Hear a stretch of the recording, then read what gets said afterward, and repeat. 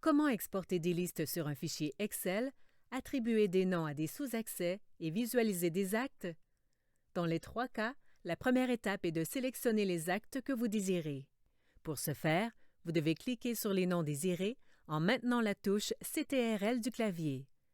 Pour faire une sélection plus grande, vous cliquez sur le premier nom désiré et sur le dernier en maintenant la touche majuscule du clavier. Cette sélection va vous donner tous les noms entre le premier et le dernier sélectionné. Si vous n'effectuez pas de sélection spécifique automatiquement, le système va vous fournir tous les noms préalablement filtrés. Par la suite, vous cliquez au bas de votre tableau sur le bouton correspondant à la tâche désirée. Pour exporter sur un fichier Excel, vous cliquez sur « Export CSV ». Une fenêtre va ouvrir vous permettant de modifier les critères de votre export.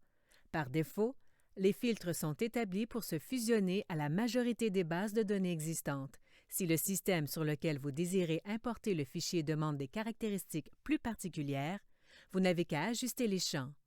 Si le but de votre export est de créer un envoi postal, il est important de décocher la ligne « Forcer le séparateur de champs ». Vous apportez les manipulations nécessaires et cliquez sur « Exporter » au bas. Un fichier Excel se créera et vous n'avez plus qu'à l'enregistrer à l'endroit désiré. Pour attribuer des noms à des sous-accès, vous cliquez sur le bouton « Attribution de droits ». Une fenêtre va ouvrir, vous décidez si vous voulez ajouter ou supprimer les noms et vous choisissez parmi vos sous-accès préalablement créés à qui vous désirez ajouter ou supprimer les noms choisis. Il ne vous reste plus qu'à cliquer « Appliquer ». Automatiquement, vous verrez apparaître dans la colonne « Utilisateur » le nom du sous-accès à qui la sélection a été attribuée ou vous verrez disparaître le nom dans le cas d'une suppression.